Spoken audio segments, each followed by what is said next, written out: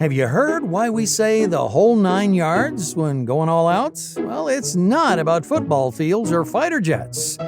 Stay tuned. The whole 9 yards. Everyone thinks the whole 9 yards comes from football fields or World War II fighter plane ammunition belts. Wrong. This phrase appeared in print way back in 1907, decades before fighter jets existed. The real story? Okay. Kentucky coal miners loaded exactly 9 cubic yards of coal per shift into their carts. So going the whole 9 yards meant you'd completed your full, brutal workday in those dangerous underground mines. But here's the hilarious part. Yeah, hilarious. Some miners would try to slack off and only load 6 or 7 yards, hoping nobody would notice. Mine foremen weren't having any of it. They'd march over to lazy workers and bark, "Give me the whole 9 yards." It became mining slang for giving absolutely everything you've got, and then spread beyond the coal fields when miners moved to factory jobs during the Great Depression. The phrase stuck because it perfectly captured that feeling of complete exhaustion after giving your all. From sweaty miners covered in coal dust to modern office workers and staying late, we're all still going the whole 9 yards more than a century later.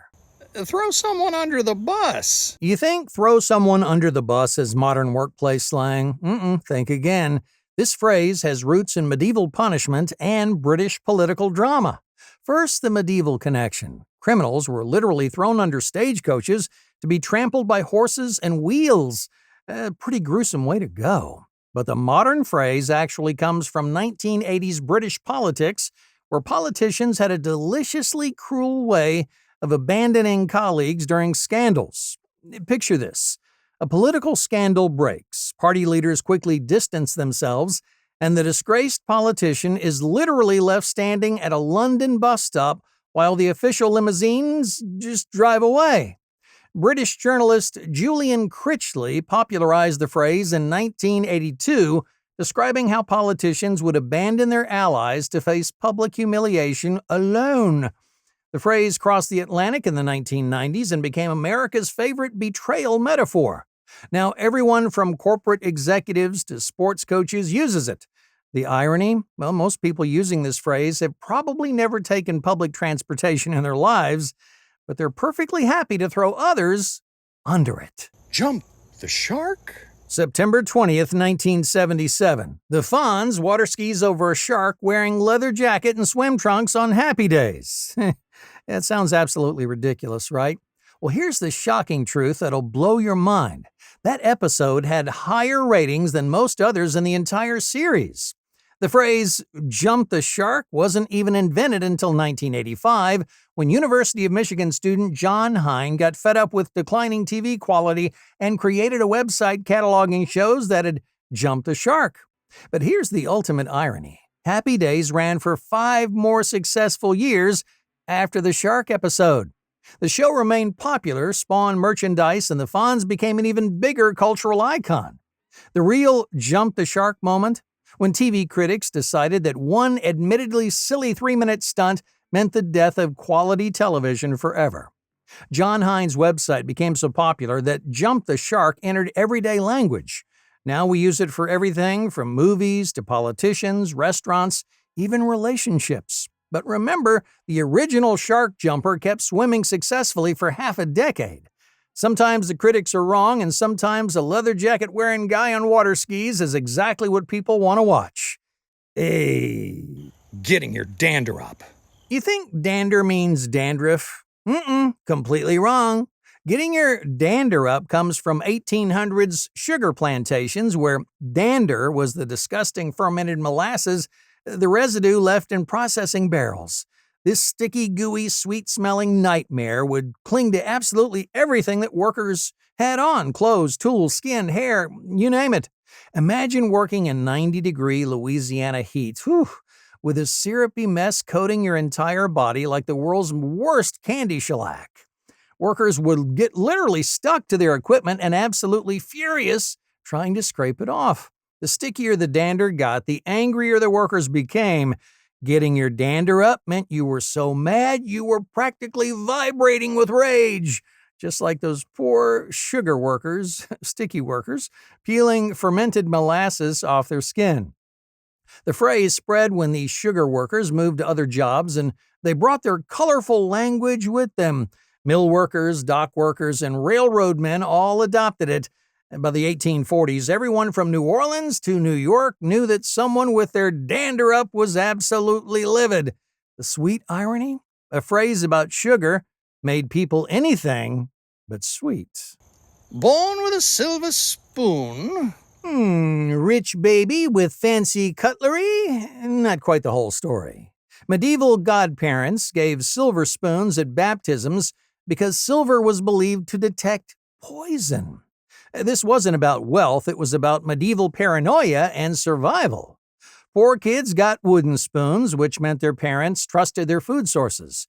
Silver spoon babies had parents so worried about assassination attempts, they needed metal detectors for dinner. The real kicker: silver actually does tarnish when it contacts certain chemicals, so there was some scientific basis to this medieval madness. Wealthy families were genuinely terrified of being poisoned by rivals, servants, or political enemies. Giving a baby a silver spoon wasn't just a gift, it was life insurance. But here's where it gets kind of weird. Imagine being a medieval toddler trying to eat with a heavy silver spoon while your parents anxiously watch for any color changes in the metal. Is the spoon turning black? Did someone poison the baby food? These kids probably threw more food than they ate, which might explain why medieval people were generally so cranky. The phrase evolved to mean general privilege because, come on, let's face it, only wealthy families could afford to be this paranoid about their meals. Caught red-handed. Blood evidence? No. This phrase comes from 15th century Scottish cattle rustling, and it was way more literal than you'd think. Scottish law stated that if you stole someone's cow or sheep and you were found with red stains from butchering the animal on your hands, well, you were legally red-handed and could be immediately punished. No red hands, then no crime. This created hilarious situations where cattle thieves would frantically scrub their hands after stealing livestock, while accusers would try to catch them before they could wash up. Picture these Scottish farmers chasing each other around with buckets of water and bars of soap. Some crafty thieves started wearing gloves, which led to laws about suspicious glove wearing during cattle season. The phrase was so effective that it spread beyond Scotland to England and then eventually to America. By the 1800s, being caught red-handed applied to any crime where you were caught in the act with evidence literally on your person. Bank robbers caught with money, pickpockets with stolen wallets, kids with cookie crumbs on their faces were all victims of Scottish livestock law. Pulling out all the stops. This has nothing to do with stopping anything. Church organs have stops, those knobs and levers that control airflow to different sets of pipes.